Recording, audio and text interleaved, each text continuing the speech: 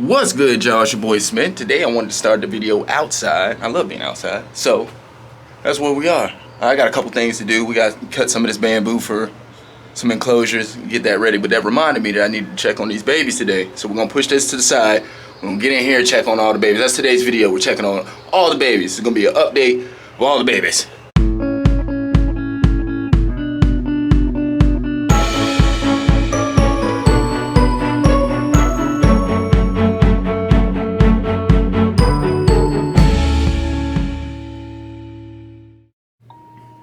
Alright, so here we got some of the day gecko babies down. We're gonna go in and just check on them, make sure everybody's doing okay. We get in here, look at dates, right? So we got what here? February 11th hatched out. We got March 25th. And we got April 11th hatched out. Then you see here April 12th found. This is found. Like, what do you mean, right?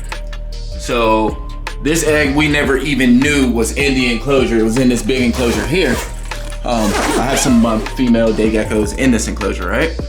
So it was laid inside this enclosure and we never knew. We never knew. In fact, we saw the baby sitting right up here, camouflaged, blending in, doing what they do. And yeah, we quickly got him into a box. So we don't know when this egg was actually laid, but we found this baby on the 12th, and he's doing very well. Now, with the babies, you can go sterile. I have a bunch of these. I keep a bunch of these. I'm hatching out. As you've seen the dates, we're hatching babies every couple of weeks.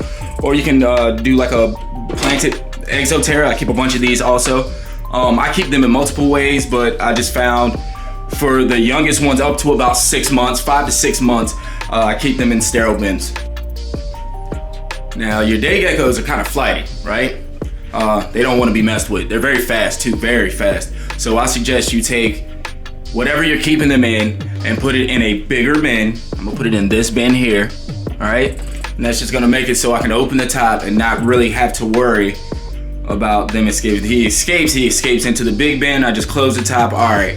But I need to do this most effectively, and I don't want to lose the animal, right? So I've got his little enclosure in this bin. I stood it up so it's a little bit taller. I can work in this way. Now, we just want to check on our animals and make sure they're doing okay. I'll take the top off here. Right, now I need to get in here and actually see him. Make sure he's doing all right. Boom, and there we go. He looks amazing, right? Still got crickets and mealworms in here. Boom.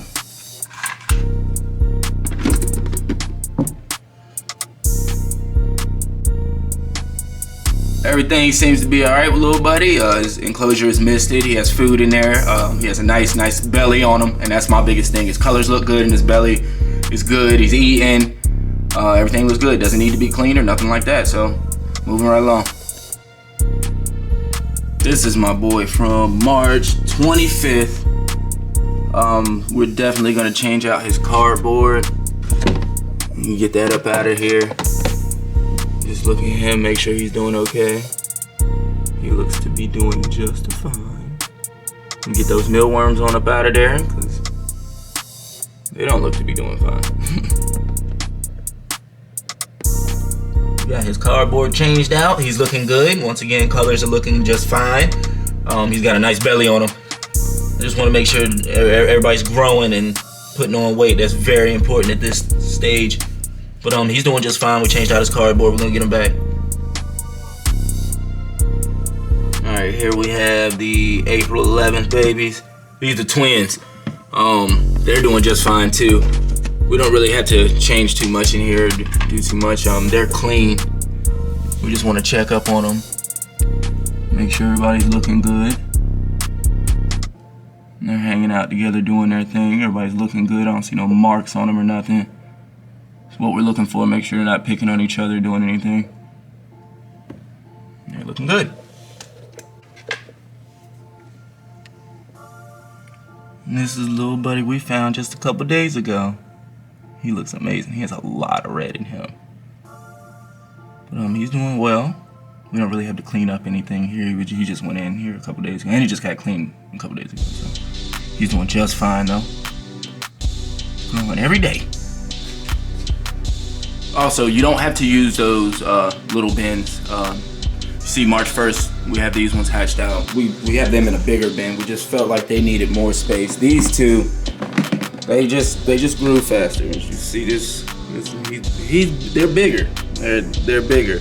They grew faster, so we gave them more space, and they seem to appreciate it. So, yeah, don't be afraid to give the animals more space. I think more space is better.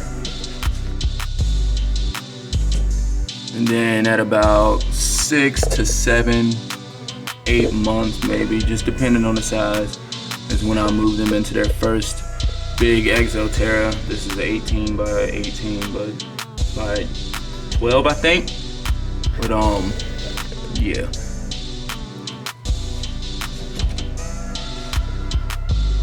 And this enclosure is 18 by 18 by 24. He's only about 7 inches long, but he gets all this space. I'm gonna grow him out in here. And he has UV and heat. And then he has a heater on the outside glass over there. That's actually why he's sitting there. Okay, so you got your first crimson giant day gecko. You may have even gotten a baby. But at this point, you might have some questions like, how much do they eat? How big do they get? How long do they live? So let's talk about it. Now, a male giant day gecko could grow anywhere from 10 to 12 inches easily. They get pretty big. They get pretty big pretty quick too. Females usually be a little bit smaller than them, and they usually have these jowls, like really big jaws. Crimson giant day geckos, where they naturally occur, will live anywhere from 6 to 9 years. Now, you gotta understand, they gotta deal with the threats of predators and disease and things like that. It's pretty hard out there. But in captivity, we can literally double their lifespan. There's records of them living up to 20 years in captivity. You want your day gecko enclosure to be tall. They're arboreal animals. They love to climb. Put some bamboo in there, some branches in there. I'm about to cut bamboo today, so that's what reminded me to come just check on all the animals. But you want your enclosures to be tall, especially for your adults. They love to climb. A lot of plants in there, get it planted. Give them a lot of places to duck off and hide. These animals love to bath, so make sure that they have access to UVA, UVB, and heat.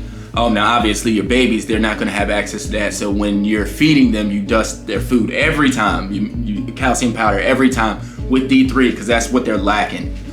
So every time you feed your babies up until they have access to UVA and UVB, you wanna dust with calcium with D3.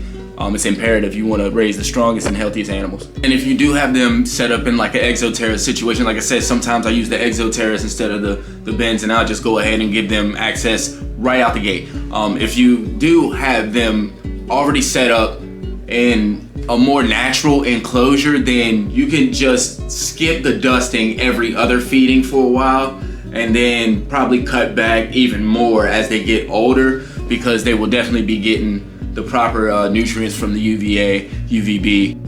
If you do decide to go naturalistic right out the gate, then your basking temp, you want it to be anywhere from 90 to 95, 96 degrees. Overall temp about 80 degrees. It could dip to about 70, 75 at night.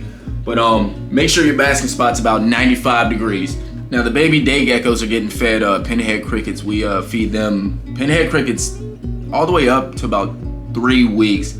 At that size, they're big enough to take on 1/4-inch crickets. I think they could do it prior, but just to be safe, we keep them on pinheads until we're sure that they're big enough to take on the 1/4-inch crickets. And then we keep them on 1/4-inch crickets all the way up to 6 months. The only thing that really changes throughout that time from them being born to 6 months, about 7 months about, is really just how often we feed them.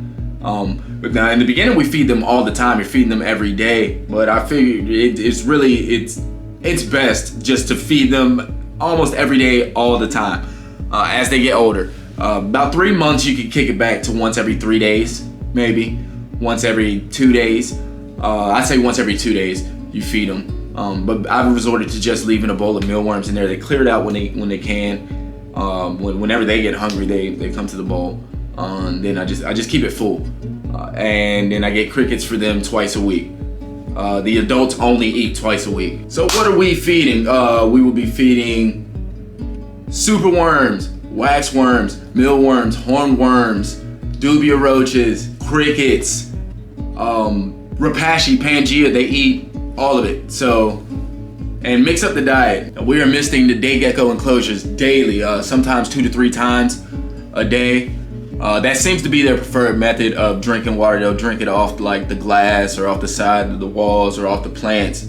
They don't really drink the water out of bowls. So make sure you mist your enclosures. And as your day gecko grows, you want to make sure to update the enclosure. But if it's in the enclosure that it's going to be going in, then just make sure to keep your enclosure clean. Okay, now we're going to be checking on the African fire skink babies from last year.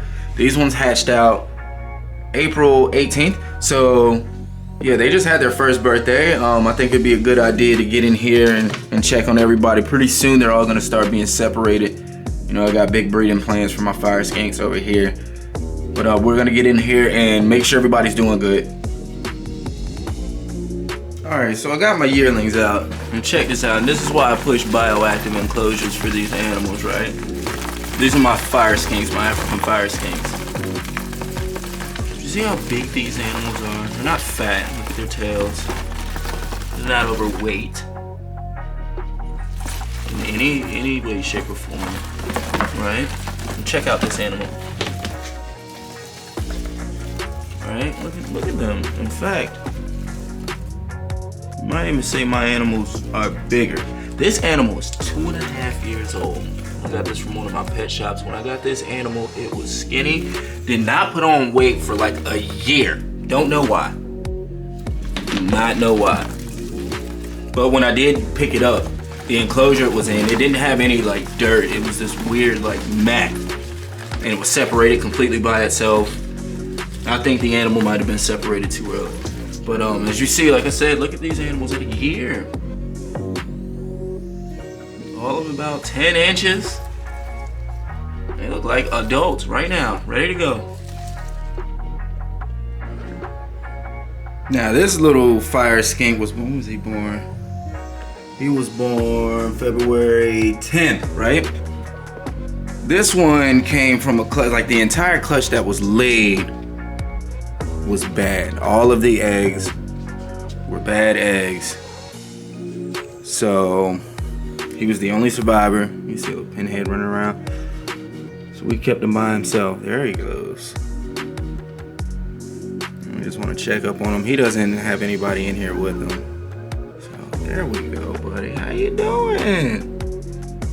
You look amazing. Look at you.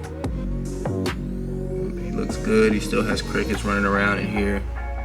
Oh, this is all fresh ground cocoa fiber, so he really doesn't need to be clean. I don't think there's a single poop in sight, so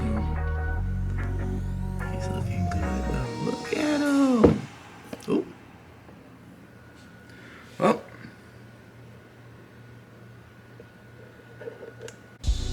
And you see here we have the babies from the last baby fire skink video, so just checking on them, making sure they're good. Everybody looks good. They're all healthy, so we're gonna get them back in their enclosures. Now we just gotta check on Billy and Bobby. I don't really like to take these two out and handle them often because handling stresses crocodile skinks out. So I just wanna go in and see if I can find them. Who was that?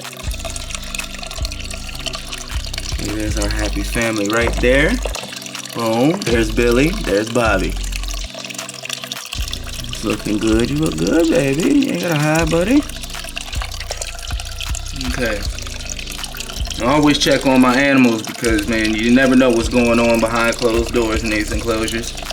So you want to get a once over your animals, make sure everything's okay. Now the crocodile skinks are a little more secretive, so, and you can kind of, that's like a set it, forget it type thing, but you still want to check up on your animals, make sure you're doing what you're supposed to be doing. There we go. We done checked up on all the animals with the African fire skinks. I did find one of my animals was getting picked on, so we're gonna separate that one. Actually, we have that one separated now. Right here, you see his tail. It's missing the end of his tail, and they were picking on him. So we're gonna separate this one, put it into a nice big enclosure. It's gonna be by itself until we decide to pair it for breeding. And if you're into dead geckos, fire skinks, crocodile skinks, and if you want to follow what we're doing here as we breed more and step into more complicated projects, then subscribe. We'd appreciate it. It does a lot for the channel. And if you're keeping these animals and or breeding these animals and you're having success doing things differently, why don't you go down there and comment with me? We can have a conversation. That'd be pretty dope. And thanks for tuning in while we checked up on our animals. If you haven't done so, go check on your animals. Go do it right now. I'm Smith. This is All Things Living. We're out.